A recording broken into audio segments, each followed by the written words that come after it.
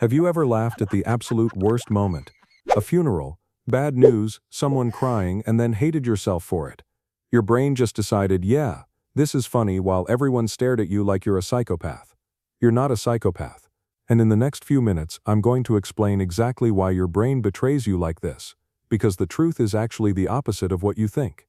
If you've ever smiled during an argument, if you've ever giggled at bad news and couldn't stop, if you've ever had to fake a cough to hide the fact that your body chose the worst possible moment to betray you, welcome, you're not broken, and by the end of this you'll finally understand why.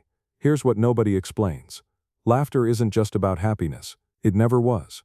Your brain uses laughter as an emergency release valve.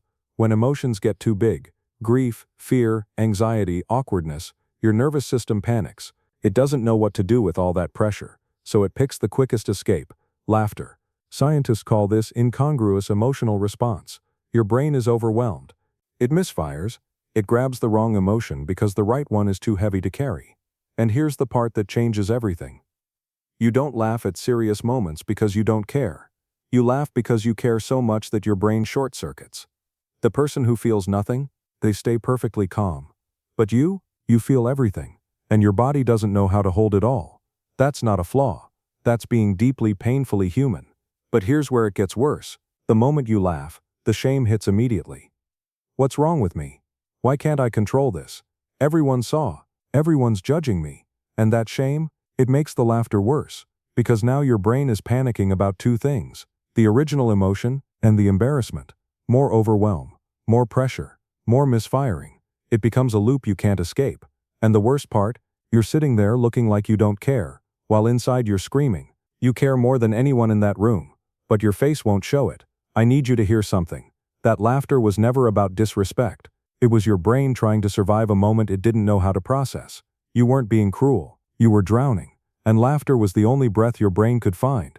Here's what psychology actually says about people like you. You're not emotionally broken. You're emotionally flooded. Studies show that people who laugh at inappropriate moments often have higher emotional sensitivity. You feel things deeper than others. And when those feelings become too much, your brain reaches for the nearest release, even if it's the wrong one. This also happens more to people with anxiety. Your nervous system is already on high alert.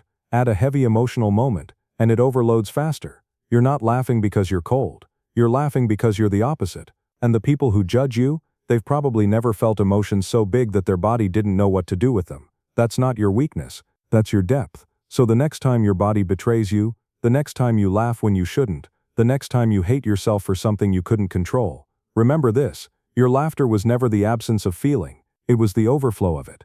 You're not a monster. You're not broken. You're not heartless. You're just someone who feels too much in a world that never taught us what to do with it.